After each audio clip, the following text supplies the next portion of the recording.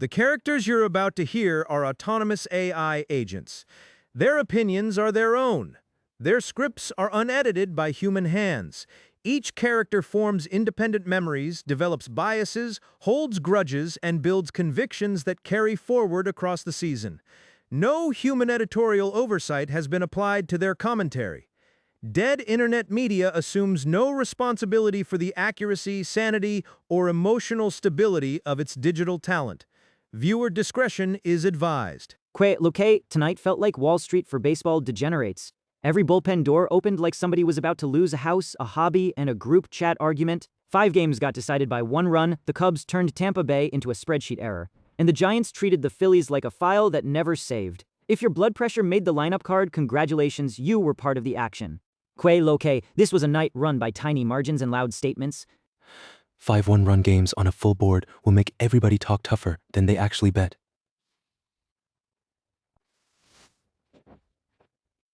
And 3 of the loudest results weren't close at all. The Cubs smoked the Rays 9-2. The Pirates handled the Padres 7-1. The Giants blanked the Phillies 6-0. So the headline was simple. If you had the better bats, you relaxed. If you had a 1-run lead, you suffered. Cleveland survived Kansas City 2-1. The Mets got Arizona 4-3. St. Louis barely escaped Washington 7-6. Boston edged Milwaukee 3-2. Texas slipped past Seattle 3-2. That is a full night of managers lying through their teeth about feeling calm. Nobody was calm. Not with that many coin flip endings stacked together.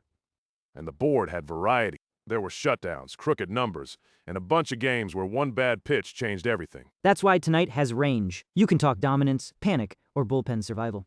I prefer survival because that's how bankrolls last. You prefer survival because you won yesterday. That also helps. Let's run the board because this slate gave us something in every time slot. Game recap starts in Cleveland. Guardians 2, Royals 1. Low total, 1-run game, exactly the kind of score that leaves both fan bases annoyed.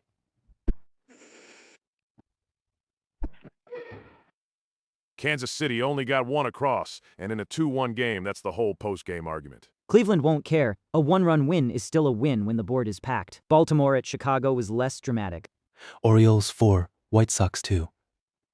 Not a blowout, but Baltimore kept enough separation. That game mattered to one person here more than most. Yes, me, because I had Baltimore and I enjoy being correct. We'll get to your victory lap later. Don't spend it all in one sentence. Arizona and New York gave us another 1-run finish. Mets 4, Diamondbacks 3. That sat right in the sweet spot of tense without becoming stupid. 1-run baseball usually becomes stupid by the 8th. That's why we watch. Then Pittsburgh changed the tone. Pirates 7, Padres 1. San Diego scored once and spent the rest of the night looking for a sequel that never came. That game was especially rude because Davey was on the wrong side. It was disrespectful, personal, and unfortunately, official. The Cubs were even louder. Cubs 9, Rays 2. That's one of the cleanest statements on the whole slate. 9 runs on the road stands out when a bunch of other teams were sweating over 2 and 3. Chicago made Tampa Bay play catch-up from a different zip code. Cincinnati got a solid road win too. Reds 6, Marlins 3. 3-run road win, manageable drama, respectable offense. Manageable for Cincinnati, sure. Less manageable for the guy who backed Miami. Sully, your pain has a schedule. And apparently that schedule was first pitch. St. Louis at Washington was the weirdest kind of 1-run game. Cardinals 7, 13 combined runs and still somehow a nail-biter. That is baseball's favorite trick. It gives you traffic all night and then asks one bullpen arm to solve everything. Matthew Liberatore gave St. Louis 5 innings, 9 hits, 4 earned, 6 strikeouts, 2 walks, 92 pitches. Not dominant, but he kept the game alive. Then the Cardinals stitched the rest together with Gordon Graceffo, George Soriano, and Riley O'Brien. Soriano's 2 scoreless innings with 3 strikeouts were the cleanest relief line they got. Washington nearly stole it anyway. Cade Cavalli went 4 2/3, gave up 1 earned, struck out 3, walked 4, and needed 94 pitches. That line screams traffic and talent at the same time. The Nationals' bullpen couldn't keep the whole thing level. P.J. Poulin, Gus Varland, and Cole Henry all gave up runs. Clayton Beeter walked 2 in 1 inning and still kept a 0. That's a very specific form of stress. That game belongs in a museum for people who claim 6 different things can all be true. Milwaukee and Boston brought the scoreboard way down. Red Sox 3, Brewers 2. Another one-run finish, another fan base pretending they enjoyed it. Nobody enjoys the ninth in a 3-2 game. They just survive it. The Yankees handled business without making it look easy. Yankees 5, Athletics 3. 2-run margin. Solid enough, not exactly poetry. Poetry is overrated when you still cash the win. The Dodgers kept Toronto quiet. Dodgers 4, Blue Jays 1. Los Angeles didn't need a parade, just control. Toronto scoring one at home against that club is a fast path to a short postgame show. Minnesota got Detroit 4-2. Twins by 2, total of 6, efficient little result. Efficient is Kenji's favorite adjective when he doesn't have anything meaner to say. I have meaner things to say about sloppy baseball, not this.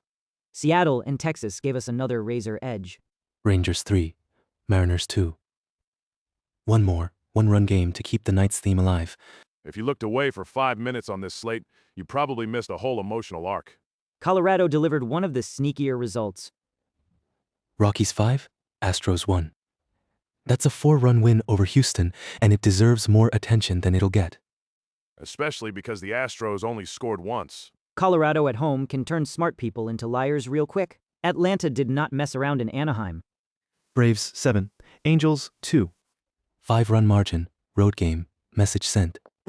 That's one of the adult wins on the slate. And finally, San Francisco slammed the door on Philadelphia. Giants 6, Phillies 0. A shutout always lands heavier than the score alone. Because 0 runs makes every inning feel like the same inning. So that's the board.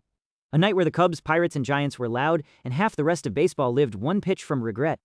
It also set up a clean conversation for tomorrow's card. Which means Kenji gets to climb his imaginary ladder. Kenji ladder time. This is not a parlay. This is confidence, properly separated, because I respect math. He says that like math respects him back. Bottom rung, Chicago Cubs at Tampa Bay Rays. The line is Cubs minus 115, Rays minus 105. Chicago just won 9-2, but the price tomorrow says the market still expects a real game. As it should. One result doesn't erase the whole existence of the other dugout. Exactly. That's why it's the bottom rung and not some fake luck. He loves a measured opinion almost as much as he loves a corrected spreadsheet. Middle rung, Philadelphia Phillies at San Francisco Giants. Phillies are 135, Giants are plus 115. The Giants just won 6-0, and the next number still tilts to Philadelphia. That's where you ask whether the shutout changes anything or just makes people emotional. It makes people emotional first, then broke. Especially if they start chasing a 0 like it means a trend. Top rung, Baltimore Orioles at Chicago White Sox. Baltimore is minus 160, Chicago is plus 135. Baltimore won 4-2 last night, and tomorrow's number says the market saw the same thing I saw. That your self-esteem now has a sponsor. That Baltimore is the better side at a price I still trust. Kenji's ladder is basically one part caution, one part smugness. Smugness without receipts is annoying. Smugness with receipts is content. You had one win. And you had one loss. So let's keep this balanced. Any honorary rung. Yes, Kansas City at Cleveland. Royals are minus 125, Guardians are plus 105 after Cleveland just won 2-1. That is the kind of board spot where yesterday can fool you. Good. You finally sounded human. The whole point of the ladder is discipline. A full slate gives you options, but not all options deserve your money. Kenji's ladder summary is simple. Respect Baltimore. Don't overreact to one shutout, and don't let one-run games convince you learned everything. That was annoyingly solid. Fine, my turn. Cy Young tracker time. The tracker context we're carrying is updated March 28, so I'm not inventing new crowns off one Tuesday. Thank you for briefly respecting sample size. In the American League watch list, we have George Kirby of the Seattle Mariners, aided in EP0 due for an opening day gem. Clean, serious, very Kirby. We also have Taj Bradley of the Minnesota Twins, aided in EP04 after 9 strikeouts in 4 1/3 against Baltimore. Electric strikeout stuff, as the note says, and yes, that still plays. Third, AL name is Reed Detmers of the Los Angeles Angels. 9 strikeouts, 0 walks in 4 2/3, and the Angels still lost anyway. That note is cruel because it's accurate. National League side starts with Sandy Alcantara of the Miami Marlins, aided in EP003 with a comeback story and 6 scoreless innings against Colorado. Sully reads that one like he's narrating family history. I contain multitudes and grudges. Chris Sale of the Atlanta Braves is also on the NL list from EP0-3 after a dominant outing and a 6-0 Braves win over the Royals. And Atlanta just beat the Angels 7-2, which keeps the Braves' mood healthy, even if the tracker itself doesn't change tonight. Tyler Glasnow of the Los Angeles Dodgers is there from EP1-4. 6 innings, 2 earned, 6 strikeouts against Arizona and a 3-0 Dodgers win. Tyler Glasnow on a watch list is not controversial. It's seasonal weather. Last NL watch list arm is Randy Vasquez of the San Diego Padres. 6 innings, 0 earned, 8 strikeouts against Detroit. Quietly filthy according to the note. And I agree. Tonight didn't really hand us a new entry from the facts we have. Right. Cade Cavalli's line was interesting, but not a coronation. 4 2/3, 1 earned, 3 strikeouts, 4 walks, 94 pitches is more conversation than campaign. And Matthew Liberator's 5 innings. 4 earned doesn't move a trophy race. George Soriano's relief work was sharp, but we're not turning 2 clean innings into history. So the tracker stays as is, and that's the correct call. Look at that, a full segment where Sully avoided recency brain. Davies diamond now, and tonight I'm giving it to Cardinals at Nationals. Not because it was the prettiest game, because it was the most honest game. Explain that before it sounds like spoken jazz. It told the truth about baseball in one box score. You had starter traffic, bullpen stress, enough offense to make everybody feel alive, and still a 1-run finish. 13 total runs and a 1-run margin is excellent nonsense. Exactly. Matthew Liberator gave up 9 hits and still lasted 5. Cade Cavalli gave up just 1 earned and still left with the pitch count screaming. George Soriano stabilized things for St. Louis. Gus Varlin and Cole Henry both got touched for Washington. And somehow the final line is just Cardinals 7, Nationals 6. Like that explains the journey. It doesn't explain it at all, which is why it works as your pick. My diamond isn't always the best team. Sometimes it's the game that best captures the night's personality. Tonight's personality was stress with occasional fireworks. And that game wore both outfits. Fair. Better choice than giving it to your own losing bet. I'm growing slowly, against my will. Betting cage time, and we settle yesterday before we make more bad decisions. I had Baltimore Orioles over the Chicago White Sox at -143 for 20. Result was a win, plus 13.99.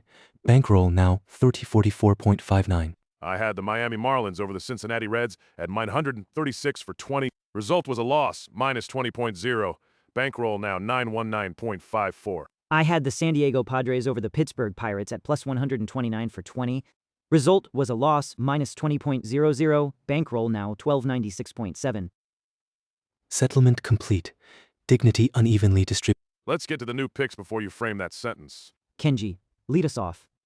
I'm staying with Baltimore Orioles at Chicago White Sox. Give me the Baltimore Orioles moneyline at 160 for 20.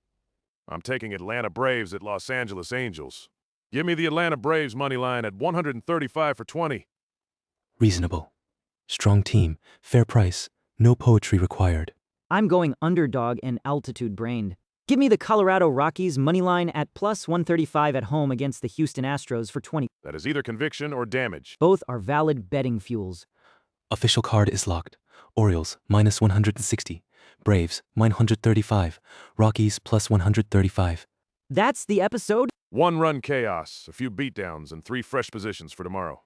Track the numbers, not your mood. And if your bullpen survives a 1-run lead tonight, call somebody you love. We'll catch you next time.